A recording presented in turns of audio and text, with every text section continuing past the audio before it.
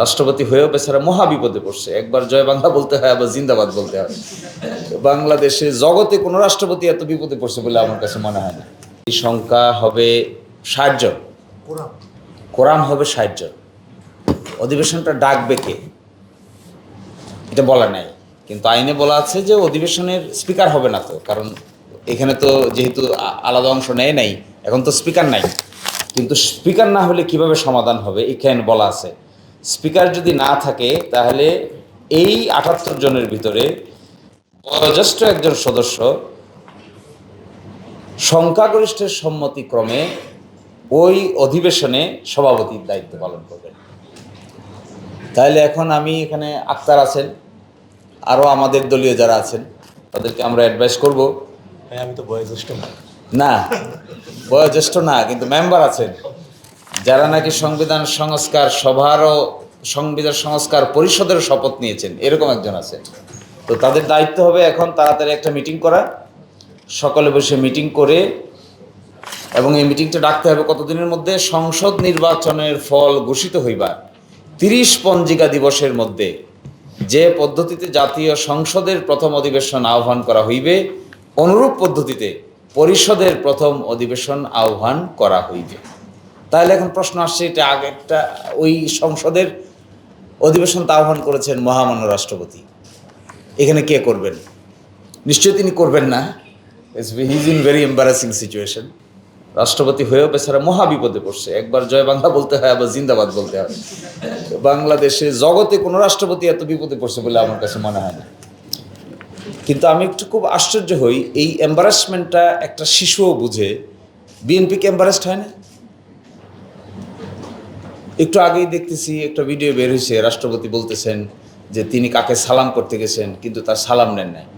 পরে বুঝতে পেরেছেন যেহেতু তিনি রাষ্ট্রপতি হবেন, সুতরাং সালাম নেওয়াটা, পায়ে ধরে সালাম নেওয়াটা ঠিক হয় নাই। সেই লোক এসে বাংলাদেশ জিন্দাবাদ বলতেছে, আবার সেই লোক রাষ্ট্রপতি আছেও। বিএনপি দেখলাম ভেরি হ্যাপি। তো এম্বারাসড হলে হ্যাপি হয়, এটা বিএনপিকে না দেখলে এরকম আজব চিজ জগতে আর আছে কিনা আমার কাছে খুবই আশ্চর্য মনে হয়। কেমন আজব চিজ, এরকম বক্তব্য দিচ্ছে, জিন্দাবাদ বলতেছে, তাকে আবার রাখতে হবে। এখন আবার দেখি বক্তব্য দিচ্ছে ওনাকে রাখতে হবে কেন? কারণ ওনার মেয়াদ এখনো শেষ হয়নি। তো মেয়াদ তো শেষ হবে 28 সালের এপ্রিলের কত তারিখ দেখলাম। এতদিন পর্যন্ত এটাকে সোয়ালো করে করে যাবেন। যাক, ওনাদের ক্ষমতা আছে।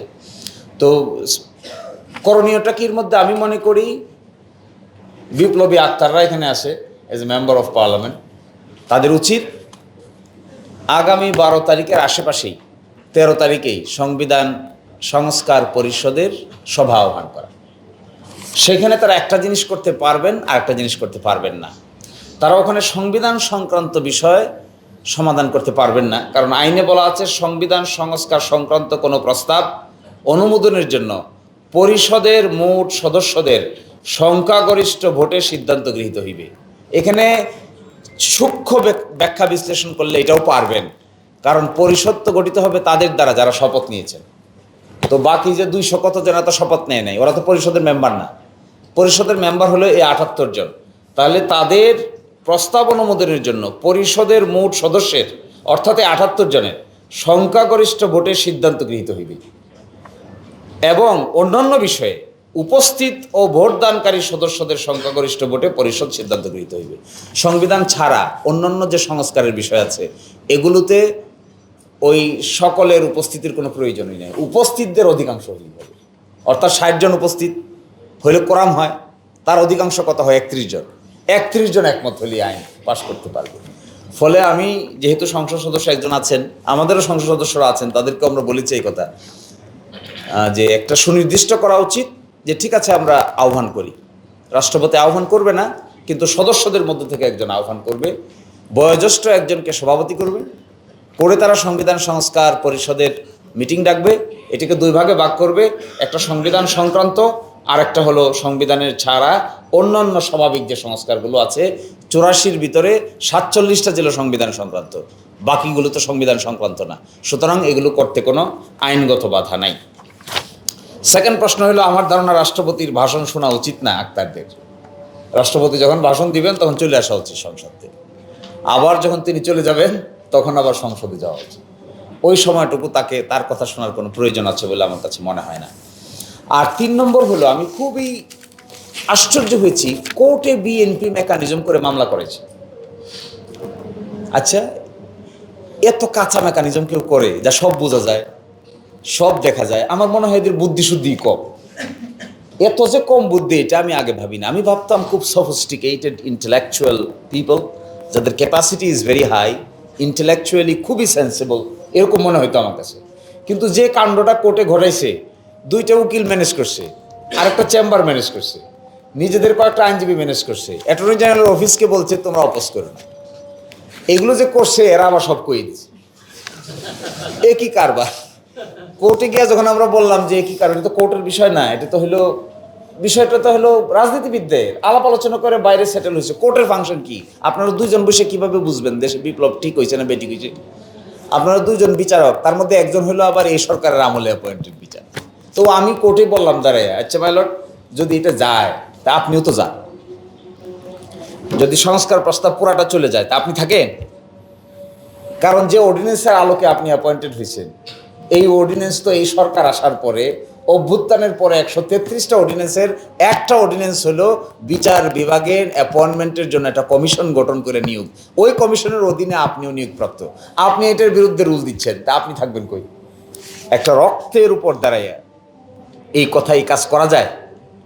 আশ্চর্য ব্যাপার। আমার তো ধারণা এই প্রতিটা চেয়ারের পিছনে ছোপ ছোপ রক্ত আছে, যে চেয়ারগুলোতে পরবর্তীতে সংস্কারের পরে যারা বসছে, 5ই আগস্টের পরে যারা এই চেয়ারগুলোতে বসছে, তাদের নিচে তো আমার ধারণা রক্তের ছাপ লেগে আছে চেয়ারের পরতে পরতে। এই কথা বলা যায়? বলে এটা বলে সঙ্গে প্রেসিডেন্ট আদেশ দিতে পারে না।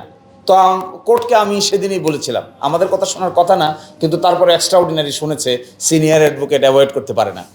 বললাম যে ঠিক আছে, সব বাদ, বাদেই যদি দিতে হয় সব বাদ, চলেন আমরা 4 অগাস্টে যাই, let us go back to 4th August. তাহলে কি আপনি থাকেন? বলছে না আমি থাকি না।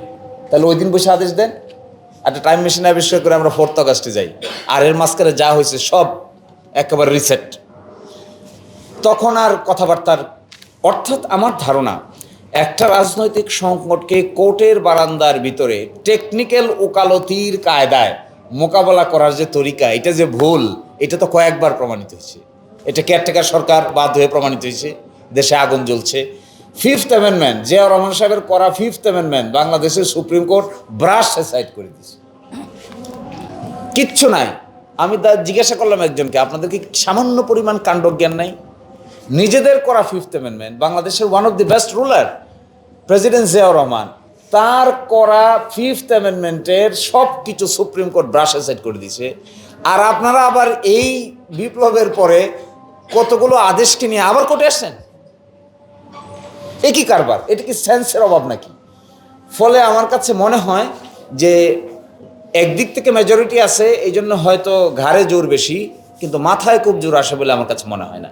যদি কারো মাথায় জোর থাকে তাহলে নিজেদের এই লফুলস নিয়ে কোর্টে যাওয়াটা একদম বোকামির দণ্ড ছাড়া কিছুই হবে। এটা কেমন বোকামি হচ্ছে? আচ্ছা বলেন, এখানে বলা আছে আইনে, এই আদেশ জারির অব্যবহিত পর অনুষ্ঠিতব্য জাতীয় সংসদ নির্বাচনের দিন এই আদেশ অনুসারে গণভোট অনুষ্ঠান করা হবে। তো গণভোট চ্যালেঞ্জ করছে, গণভোটের প্রশ্নকে চ্যালেঞ্জ করছে, তো নির্বাচন রয়ে গেছে। কি আশ্চর্য ব্যাপার! এত বোকা মানুষ হয়? গণভোটের 4টা প্রশ্ন, এই 4টে প্রশ্নকে বলছে কেন অসাংবিধানিক হবে না, আদালত রুলও দিয়েছে। তাহলে এই যে বাকি অংশ, একই দিনে যে জাতীয় সংসদ নির্বাচন হলো, তার কি হবে? মাথায় একদম না। এবং গত পরশুদিন না গতকালকে দেখেন না, একটা পত্রিকায় লিখেছে ইউনূস সরকারকে অবৈধ সরকার। এবং আমি শিওর আগামী 1-2 মাসের ভিতরে বর্তমান সরকারকে অবৈধ সরকার লেখার লোকও রেডি হয়ে বসে আছে। এবং আমি বলছিলাম যে এটা হলো প্যান্ডোরার বক্স ওপেন করতেছেন, বুঝতেছেন না তো? তো কেউ বলে যে কেমন করে প্যান্ডোরার বক্স? যে এমন এক প্যান্ডোরার বক্স ওপেন করতেছেন যা ঘুরে ফিরে নিজের দিকে আসবে, এবং এমনভাবে নিজের দিকে আসবে যেটা আপনারা ট্যাকেল দিতে পারবেন না। তাহলে আপনি শুরুটা আটকাচ্ছেন না কেন? এটা তো ওই যে আমাদের এলাকা সুনামগঞ্জ, এখানে বর্ষার সময় জ্যৈষ্ঠ মাসে পানি আসে, প্রথম একটা সামান্য ফাটা হয়, তো এই ফাটা দিয়ে সামান্য একটু পানি ঢুকে 1 ঘন্টার ভিতরে এমন পানির স্রোত বাড়ে, আর বাঁধ টাধ দিয়ে কোনো কিছু আটকানো যায় না। তো এখন যা করতেছি বিএনপি, সে মনে করতেছে আমি খুব খুশি। কেন খুশি? আমি তো একটা রুল পেয়েছি। এ কয়দিন পরে যে নিজের জামা কাপড় নিয়ে টান দিবে, এইটা আর মাথায় তাদের একদম নাই। এই বাদ ভাঙ্গা জোয়ারের সামনে পড়বে। ফলে এগুলো থেকে মুক্তির জন্য আমার কাছে একটা মাত্র কথা আছে, রাজনৈতিক কথা, তো রাজনীতিবিদরা আছে বলবেন, একটা পার্লামেন্টের করা উচিত, সংবিধান সংস্কার পরিষদের সভা আহ্বান করে। Let it be call for. পার্লামেন্টের মেম্বার আছেন, পার্লামেন্টে আরেকটা রুমে আপনারা আহ্বান করে বসেন, আলোচনা শুরু করেন। ওনারা সংসদ চালাক, আপনারা সকালবেলা সংসদ করেন, বিকালবেলা সংবিধান সংস্কার সভা করেন। এরপরে অগ্রসর হোক। আর প্রেসিডেন্টের ভাষণের সময় থাকার দরকার নাই। প্রেসিডেন্টের ভাষণ শেষ হয়ে যাওয়ার পরে আবার গিয়ে ঘুরে এই প্রতিবাদটা জানান দরকার বলে আমার কাছে মনে হয়। আর এই সমস্যাটার সমাধান যদি বের করতে পারে সংবিধান সংস্কার সভা বসে, তাহলে আমার ধারণা একটা নতুন ডাইমেনশন হইতে পারে ইন পলিটিক্স। আর থার্ড হলো, আমি মনে করি একই সাথে কনস্ট্রাকটিভ ভূমিকা পালন করার জন্য এনসিপি সহ সকলেরই এই শ্যাডো মিনিস্ট্রির কনসেপ্টে গিয়ে সরকারের উপর একটা প্রচণ্ড ওয়াচডগ ক্রিয়েট করা দরকার, যেন তারা চাইলেই ডাইনি বামে যেতে না পারে। আসসালামু আলাইকুম। আমার